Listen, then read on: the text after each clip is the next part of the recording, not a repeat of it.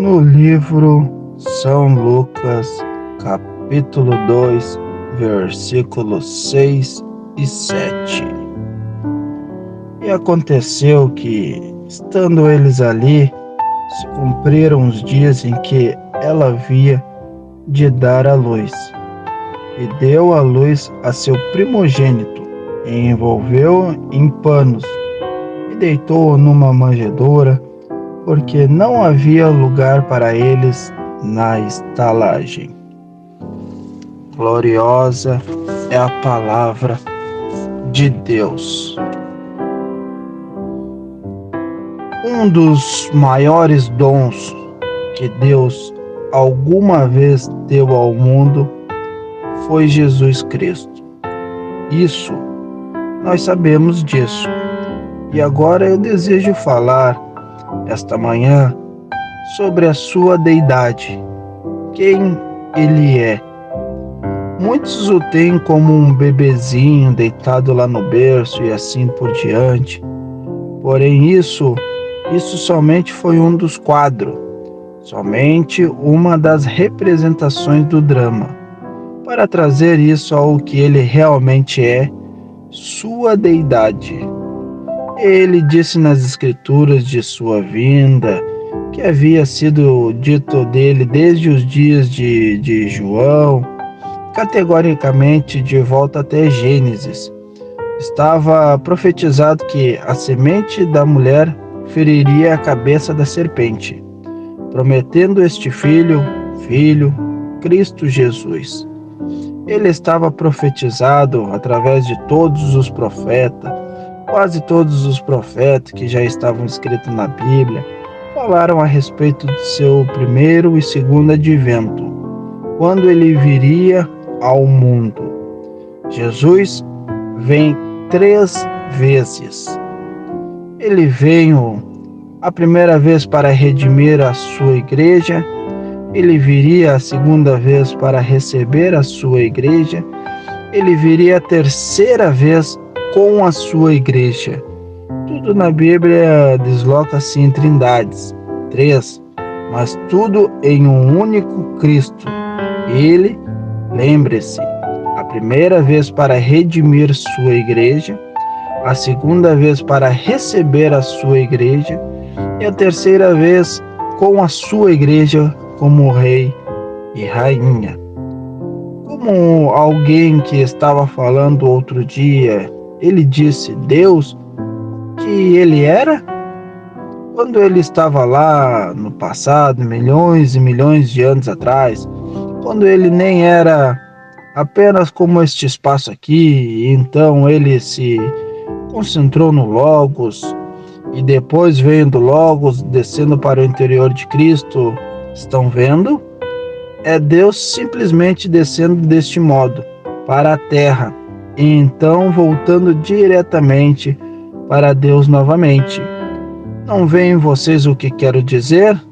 Simplesmente girando, descendo do espaço, da eternidade, desenrolando-se juntamente, descendo para dentro do Logos, daí para o interior do homem, então retornando diretamente de novo para um propósito, para redimir esse homem que havia caído. Agora, é para isso que ele veio, para ser um redentor. E antes que Deus pudesse ser um redentor, ele tinha que ser, de acordo com a lei, um parente redentor. Ele tinha que ser nosso parente. E Deus, no princípio, fez o seu primeiro homem, ele o fez do Espírito. E o Espírito é a parte invisível do homem, que você não vê. Agora, Deus faz o homem à sua própria imagem. Vocês estão me escutando? A congregação diz amém. Muito bem, Deus fez o homem à sua própria imagem, e Deus é Espírito, diz a Bíblia. E o primeiro homem que foi feito tinha o governo sobre toda a criação, exatamente como o Espírito Santo tem um governo sobre a igreja hoje. Ele conduzia a criação, ele guiava os animais. Este homem perdeu a sua origem no Jardim do Éden. Seu relacionamento, sua comunhão com Deus foi cortado ali, por causa do pecado e da incredulidade. Incredulidade no quê? Na palavra de Deus. Um quadro foi pintado certa vez para Eva. Ele disse quanto mais brilhante isso seria se ela simplesmente excluísse a palavra de Deus. Examine aqui a razão. Você não pode Deus, e de modo que o quadro foi pintado lá no passado, através de nosso primeiro pai e mãe, e eles caíram, e isso rompeu a relação com Deus, e foram lançados para fora do jardim do Éden. Desde aquela hora, Deus começou a gritar para lá e para cá no jardim, procurando por seu filho perdido. Então, a única maneira que Deus então poderia alguma vez redimi-lo seria fazer descer e redimi-lo ele próprio. Não um outro, não mandar algum outro.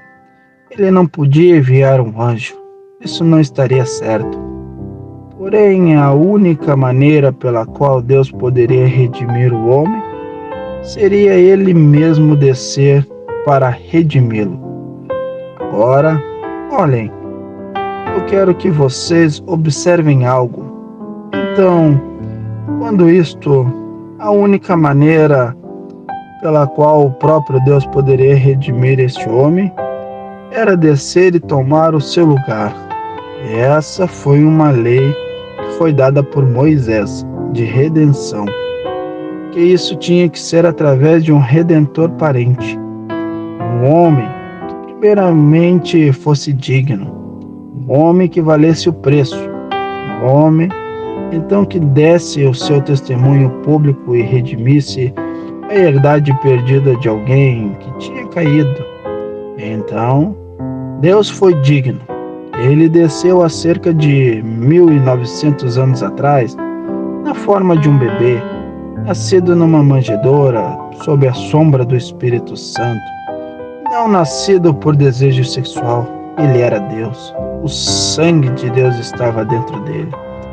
Portanto, quando Maria, não conhecendo nenhum varão, ela esteve com um macho, Deus, o Jeová Todo-Poderoso, e ele fez sombra sobre ela, e Deus é o Criador que criou a célula de sangue no ventre de Maria, não conhecendo nenhum varão de modo algum. E isso produziu o mesmo sangue criativo de Deus, para nos redimir da nossa vida, que entra aqui nascida por desejo sexual. E logo, aquele sangue foi derramado das veias de Emanuel, na cruz do Calvário. E hoje tem o mesmo poder salvador, redentor, santo, que teve no dia que a transfusão foi feita no Calvário. Vocês creem nisso? A congregação diz amém. Amém. Agora, isso é correto. Nós somos redimidos pelo sangue de Deus. A Bíblia diz, nós fomos comprados pelo sangue e redimido por Deus. O sangue do próprio Deus. Como foi o sangue de Deus? Deus não tem sangue. Como isto poderia ser? Porque o sangue criativo de Deus que Ele criou para nos redimir e veio e morou no mesmo corpo que Ele criou. Portanto, Ele não poderia... Deus tinha que sofrer tentação e Ele não podia sofrer tentação. Ele tinha que sofrer a tentação sexual. Ele tinha que sofrer todo tipo de tentação, ser tentado pelo diabo em riquezas e poderes e domínios, e assim por diante. Ele tinha que sofrer tudo isso, e para fazê-lo, ele não podia estar como Deus em seu espírito. Ele tinha que ser Deus em